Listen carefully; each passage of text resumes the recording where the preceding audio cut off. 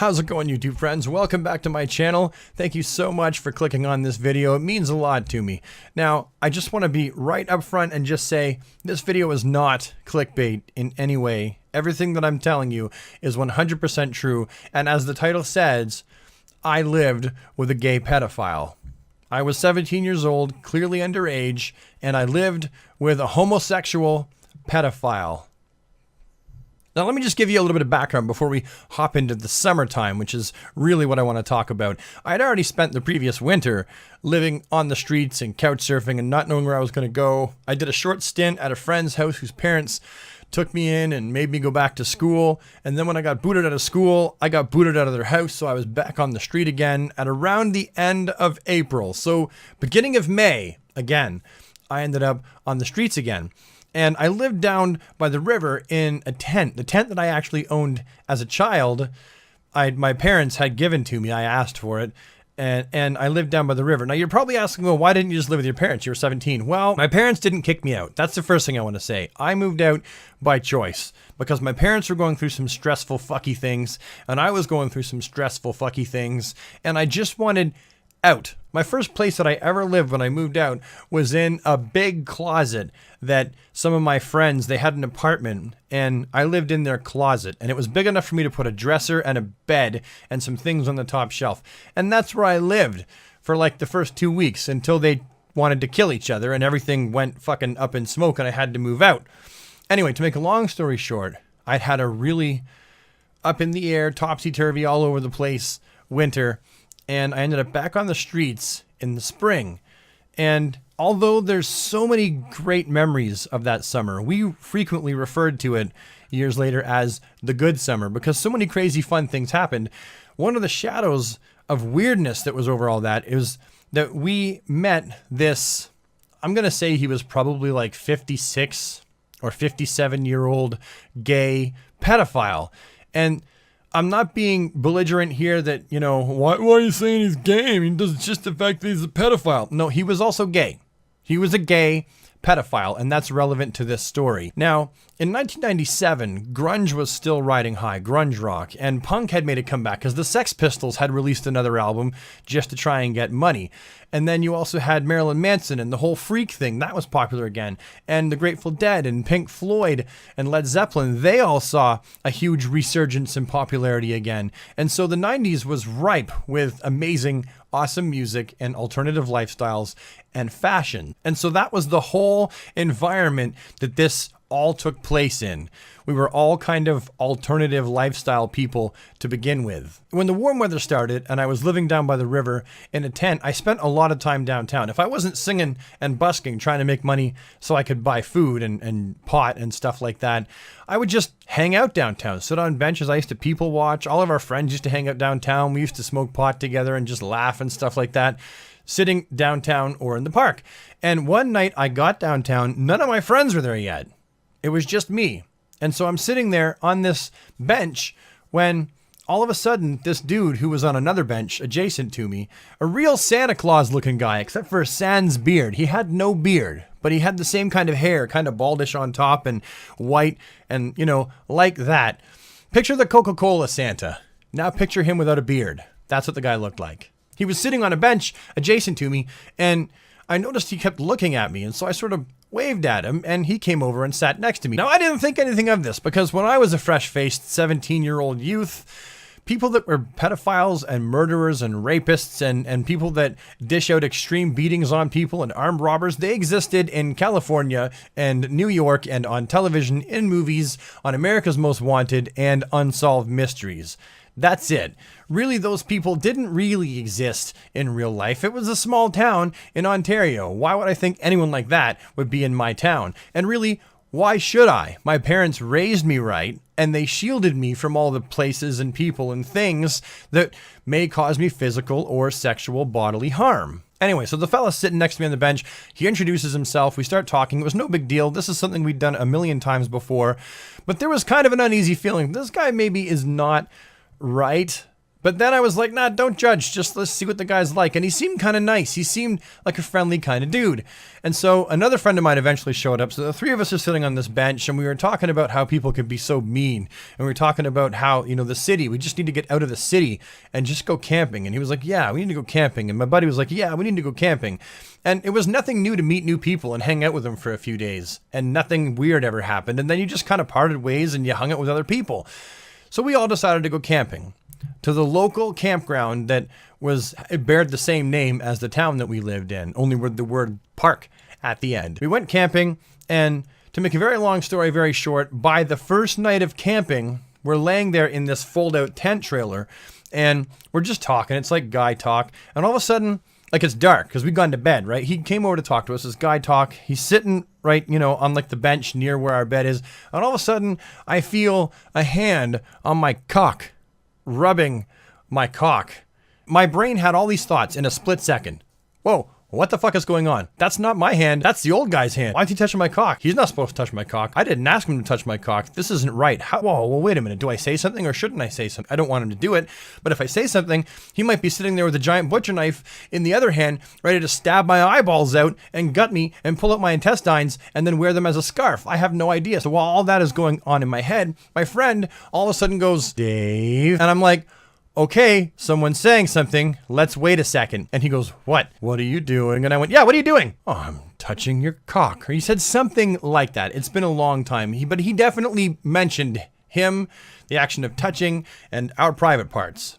And he said, stop doing that. And I said, yeah, you know, I don't, stop doing that. Get your hand off there. Oh, you liked it. Now, at that point, a sane person would have gone, nope, this is stupid. I'm leaving. I can't do this anymore. I'm going to just leave. Old man touching my dick. I'm leaving. I don't care where I go, anywhere but here with the old man and the hand that's touching my dick.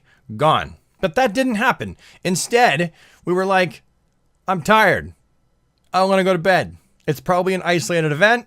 He was just feeling the waters and we told him no and he'll fuck off and things will go back to normal. Only really there was no normal with this guy. Or rather, him trying to touch our dicks was the normal with this guy. Anyway, we get up in the morning. My friend is like, nope, fuck that.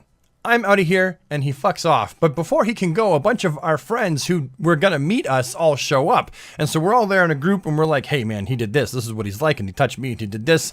And my other buddy was like, yep, I'll see you later. Bye. Woo. And he was gone on the next bus back downtown. But all my friends were still there and we were all hanging out. Now this guy was offering beer. He'd bought a 2-for. And when you're a street kid and it was the 90s and you're underage, you don't give a fuck how you get beer. You just want beer. And he was offering the beer for free.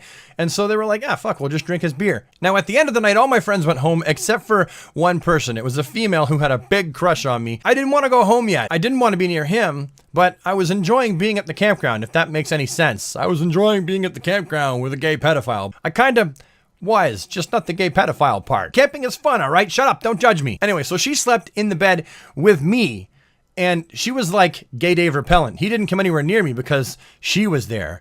And it was a really good night's sleep. I slept really well, cuddled up to this person who was not my girlfriend. By the way, I had a different person that was my girlfriend. She just had a crush on me. I didn't really care. If cuddling up to this person who had a crush on me meant I wasn't going to have some guy trying to touch my wang, it was all good with me.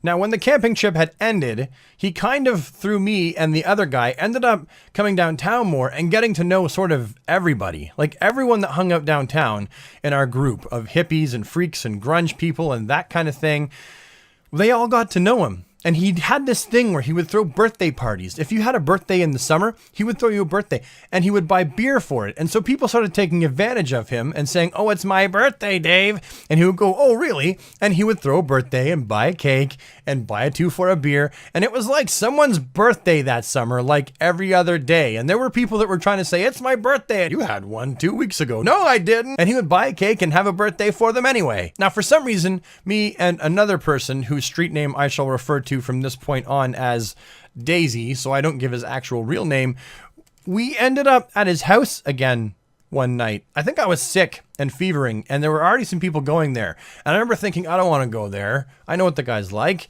But I ended up there anyway, and I was really sick and fevering. That's right, we were house sitting for somebody. Yeah. And there was this other girl there, and she was a stripper, and she was dancing and to Pink Floyd's Comfortably Numb, and she took off her clothes and licked her tit, and Daisy got horny, and Dave got horny, and then somehow we ended up going back to the place we were house sitting, and Daisy boinked her right next to me. I don't know how does this relate to the story. I got sidetracked. Anyhow, somehow, after that event, maybe a day or two later, oh yes, I remember now. The people who we were house sitting for showed up and booted us out of the house, and we had nowhere to go again. And at some point, it became an option to go and live at Dave's house. He was offering us like a full cupboard and fridge of groceries and a safe place to stay from just sleeping outside. And the police had taken my tent and thrown it in the river because they wanted to discourage me from, I don't know why they didn't just confiscate it. I found it in the river one day, floating, true story, seriously. And so I don't really remember exactly how the thinking went or, you know, what really went on with our brains, but we ended up living with this gay pedophile. And the deal was he was going to give us the bedroom. So he had a bed and I had a bed, and Gay Dave, the pedophile, was supposed to sleep out on the couch. And that arrangement actually worked because the door had a lock on it and he couldn't get into the lock. It was one of those kinds of locks. Now, just to back up, he was not actually physically dangerous. He wasn't like that. He was just sick. He was really, really sick. And I'm going to try and explain something to you here, and you're not going to get it, and you're probably going to say I'm wrong in the comments, but in a weird kind of way, this dirty, sick pedophile of a man who had a crush on Daisy cared about us. It sounds really strange, but he did to a point. He did care about us, and I'll explain more of that after. Now, during the time that I lived with him, there was a whole thing where we got really drunk and we ended up coming back to the house, and I was really drunk. And I remember on the way back from where we were drinking, I sat down on the curb, and I could assess I was really drunk. And I sat down and I said, "Dave, I'm not going home unless you promise not to try and have sex with me." And he turns around, because we were walking home and I sat on the curb, and he like noticed I'm gone when I'm yelling, and he turns around and he looks back at me and he's like, "Oh, Brad, no, come on, let's just go." And I said, "No," and I said it louder, "I'm not going anywhere until you promise not to try to fuck me." And he went, "Oh, Brad." I said, "No." And he went, "Okay, I promise." Because, you see, one thing that he had done, I'd made him promise to never lie to us. Now, you might be thinking, "Oh, yeah, right, no, pay attention. The story gets bigger from here." So we get home that night, and I was really drunk, and I still was not really trusting that nothing was going to happen. So I locked myself in the bathroom, and he kept trying to get in to get me out of the bathroom so that people could use the bathroom, and probably so he could try and fuck me. But I'm in the bathroom, and he wants in. I'm like, "No, Dave," laying on the floor. "No, I'm not going to let you in. I'm not going to have sex with you, Dave." And that went on for a while. I really honestly think he just wanted me out of the bathroom because he didn't want me sleeping next to the toilet. Anyway, I passed out, and at some point, I heard another bang on the door, and I woke up, and I was like, "No, Dave, I'm not going to fuck you." And a girl's voice answered, "No." And then she said her name, and I said, "Oh," and I opened the door. I said, "Dave's been drunk, and I've been drunk, and I'm afraid he's going to try and have sex with me."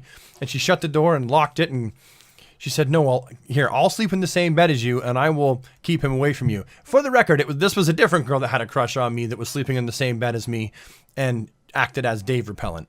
So she takes me back to the bed, puts me in bed, lays down next to me. She's like a little barrier of breasts and vagina between this man and his penis divining rod.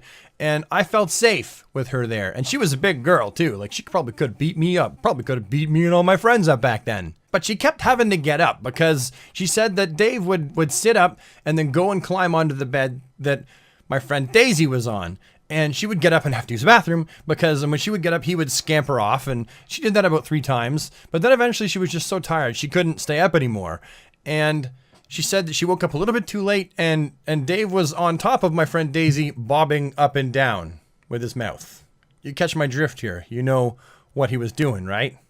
Now, the next day, my female friend let me in on a little piece of information on what she'd seen Gay Dave doing to Daisy. And so then we took that to Daisy and we told him. And it sat in his head for a couple days. He didn't say anything. I think he was dumbfounded. He was really surprised, right? But he didn't really know to believe us or not. So a couple days goes by, and we're all sitting in the room where the computer was. He had Windows 95, and he was playing solitaire. And we were all sitting in the room. I remember looking at this computer screen. It was a rainy musty day. It was just a miserable day out. So we're all inside the house and he's playing solitaire on the computer.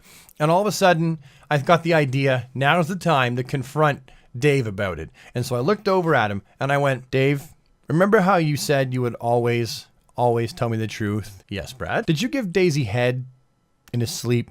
And Dave, still looking at the computer screen, kind of paused for a second and went, oh, Brad, do I have to answer that? Yes, Dave, you promised. And at that point, everyone else was like, yeah, Dave, you promised. Here we are, stupid us, trying to get him to uphold some kind of moral obligation to always speak the truth when he has just previously sucked a 16-year-old's cock. Holy shit. Oddly enough, though, this was his response. He took a big, deep breath in. He let the deep breath out. He big sigh. You could have heard a pin drop in that room at that moment. Nobody said a word. It was dead silent. Daisy just looking straight at the screen. And I think if I looked close enough, I could have seen the hair in the back of his neck stand up. Eventually, after like a numbing silence for like what seemed like forever, he said, Dave, you gave me head in my sleep. And Dave went, yes, Daisy, I did. Dave, you're a fucking asshole. And that was it. That's the only thing that ever got said about it. He didn't punch him for it. He didn't do anything. And it was at that point that I was like, okay, this is too much. I can't live here anymore. I feel like this happening right here was my breaking point. And my breaking point should have been a month ago before this. And it wasn't. I was too tender on the guy. I was too forgiving of the person. Tried to be too understanding. Tried to see all the parts of his personality that were redeemable beyond the whole pedophile thing. It was stupid, I know, but I was just a kid. I didn't know any better. But yeah, after that, I moved out. I didn't live there anymore. And so my story about when I lived with Gay Dave is over at that point. And that was probably August. Sometime in August, I had moved out, maybe halfway through August, I moved out of Gay Dave's house. I was happy to sleep anywhere again, and I slept in like a caboose, an abandoned caboose at the train station. I slept down by the river again. I slept at friends' houses. I was all over the place and sleeping everywhere except for at Gay Pedophile Dave's house. I did not sleep there anymore.